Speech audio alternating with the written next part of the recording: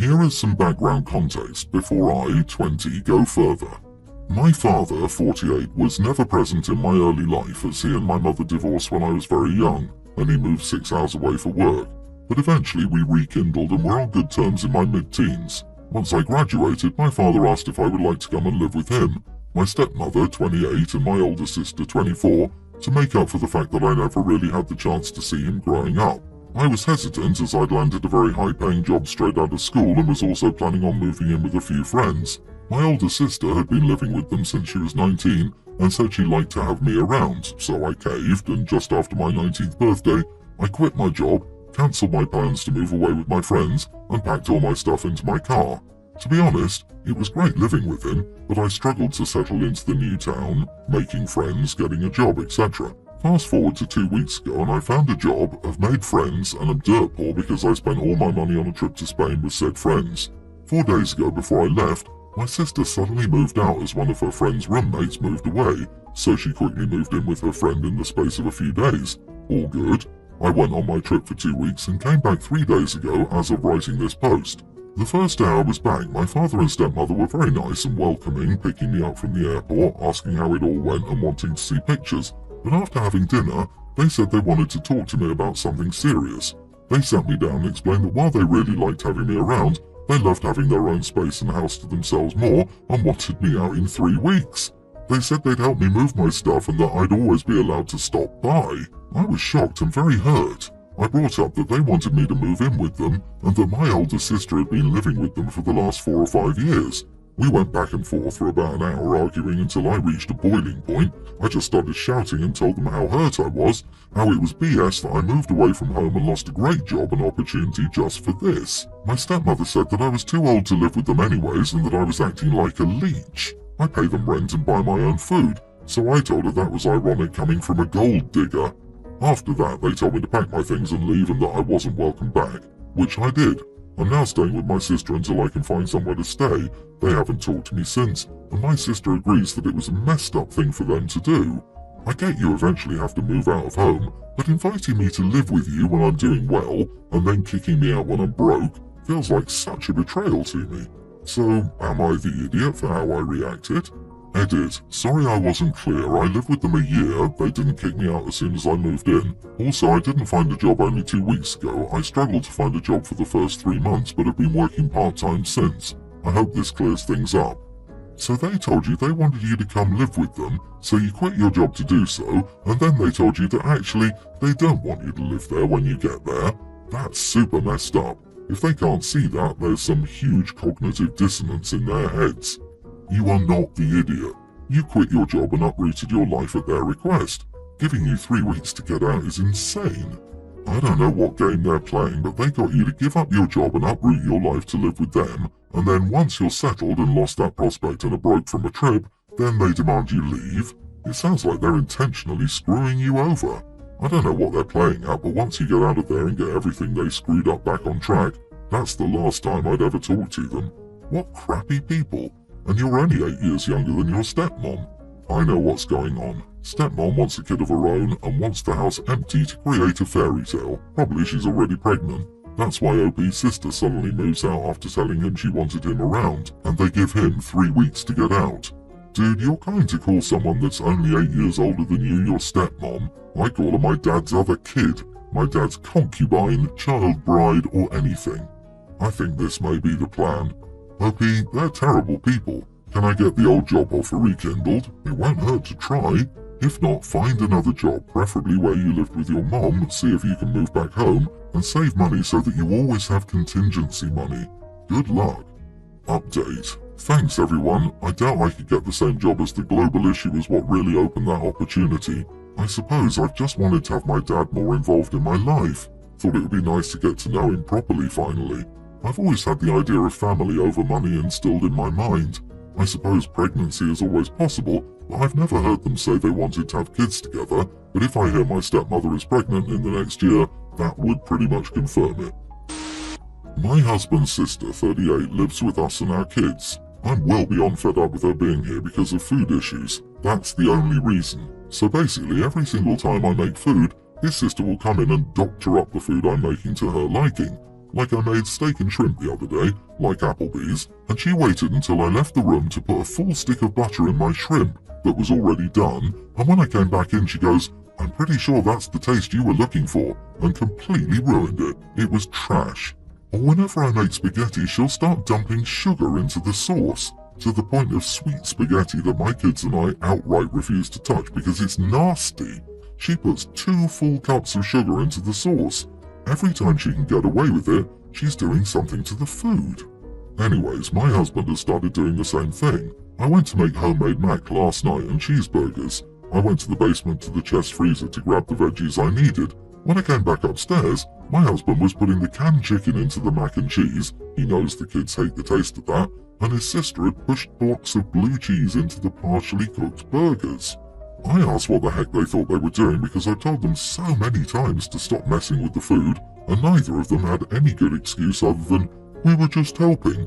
I flipped out and told them to get the heck out of my kitchen. Both of them told me I was overreacting, etc., etc.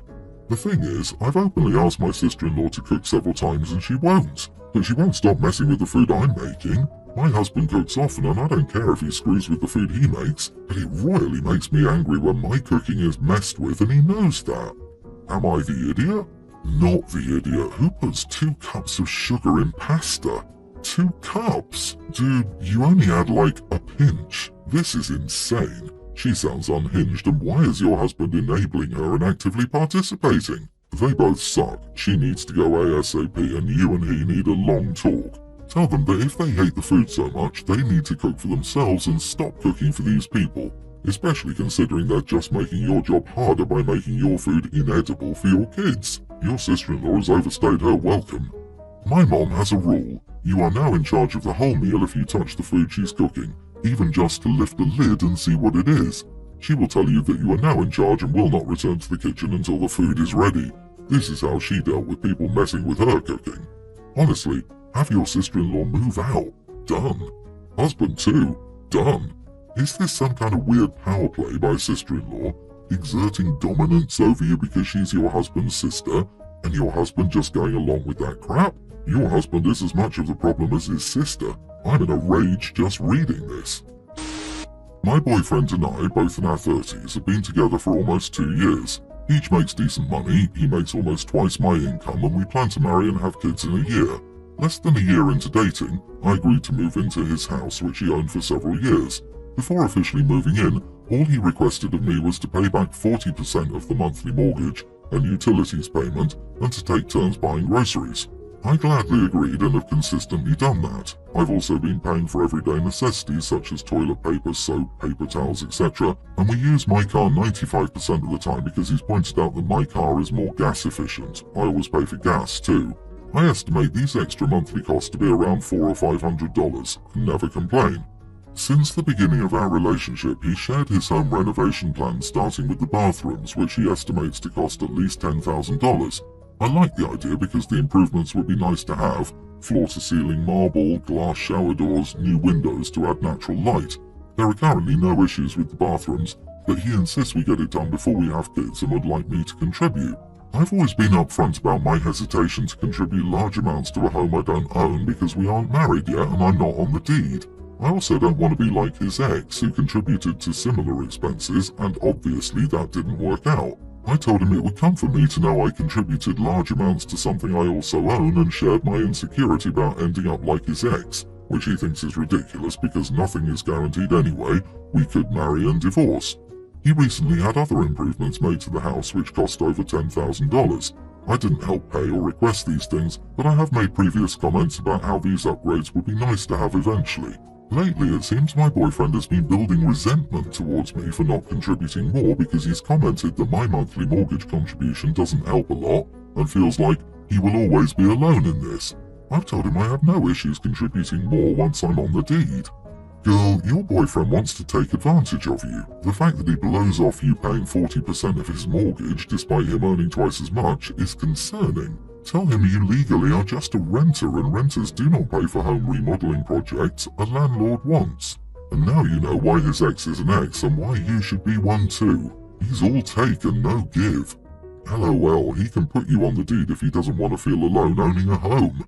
He increased his home value with those improvements, so he put that money in his future him's pocket when he spent it on the house. You should only be expected to contribute to improving the value of his home if you're benefiting from shared ownership or sharing the increase in value. Exactly. Protect yourself. Where I live, all the money expert people warn women about falling into this trap, like his ex did. It's reasonable to share expenses, but if you're paying toward the mortgage, you should get equity in the house, formally and in a contract. Last night my girlfriend and I were watching a movie, probably about 11 p.m. Our son, pre-tween, was supposed to be in bed and asleep for a couple of hours by now, but apparently he woke up and walked out to go use the bathroom right when a character loudly said some nasty words. We had the volume lower than normal, but he still heard it. I tried my best to get him back to bed calmly, but he kept asking what it meant. I told him it's a bad word he shouldn't say and that he doesn't need to know what it means. Apparently, that only made him more curious. It's been about a day later, and we threatened and given as many punishments as possible. Sit in a corner, we'll take your video games, we won't let friends come over, etc. But he won't stop saying it, and or asking what it means. Well, me and my girlfriend wanted to go out to eat. Usually we'd take our son with us. However, we decided that we shouldn't, as he might say it in public or even someone or ask someone what it meant. I don't want to deal with that or have to explain it to someone. I especially don't want to be kicked out of a place because our son is constantly saying obscenities. So for the first time since he was like 2, we got a babysitter. Not a complete stranger, but one of our friends that my son has met many times. I knew he wouldn't be happy, but he just refused to stop inquiring about the new word he just learned. He was very upset about not getting to go to dinner. I told him that we'd bring him back food and wouldn't be gone long and that our friend would watch a movie with him or play with him, whatever he wanted. He didn't have it. We were only gone for 2 hours and apparently he sat in his room and pouted the entire time we were gone. He did eventually get bored and come out to watch TV, but he was still visibly upset. Now we're home and we've made some progress. He seems to be mostly over his fascination with the word. Regardless, he's still mad about not getting to go out. I feel like a bit of an idiot, but I don't know. Am I the idiot? You are the idiot. This is a perfectly normal, age-appropriate part of his development, and you couldn't have handled it worse, OP. At that age, they're still learning. They can't pull reasons out of their butts. It's your job to teach him, explain why it's a bad word and what the consequences of saying it may be. All you've done is punish him for being curious and show him how you're ashamed of him learning and exploring a new language. Again, developmentally appropriate for a child of his age. What kind of lesson do you think he got from how you've treated him? You can't punish and isolate a child and refuse to explain why. We aren't born with the ability to understand correlation and causation. It's OP's logic that creates generational trauma. My best friend and I are working on our childhood traumas, and the vast majority are our parents having the mindset of, it's how I was raised, or I had it worse as a kid. Like, great. Did you enjoy it? Did you feel confused, scared, unloved? Do you want your kid to feel that way about you? So many of these parents were abused, mainly physically, and still say this. It's unresolved trauma that, rather than being dealt with, is passed off onto the next generation as learned behavior. It's extremely tragic, and it pains my soul to hear kids are still going through this, especially with how easy it is to learn about good and effective parenting via the internet. Last week it was my 29 female friends, 28 female hen party. The organisers requested we all wear black and the bride can wear something colourful of her choice, and that way she stands out as the bride. I wore a floral dress with a black background which I thought was perfectly on theme because it's black at the base, but when I got there, everyone else was wearing all black only. One of the girls in the group asked why I was wearing florals when we were supposed to wear black. I said my dress was still black too, just with a floral print. Then when we were having group photos taken, one of the girls who organised it looked annoyed and said the photos looked off as everyone was wearing full black and the bride was in the middle wearing a colour but with a random floral print taking away attention. Later I confided with another girl saying I don't see why it was a big deal, it was just a hen party and I didn't think it needed to be that strict. She said it's not a big deal in the grand scheme of things, but it also wouldn't have been a big deal for me to just wear black like instructed. That everyone owns black and it was chosen to make things easy. It seemed like I was being difficult for the sake of it by purposefully choosing a print. Am I the idiot for wearing a floral dress to a hen party? You are the idiot. The instructions were perfectly clear.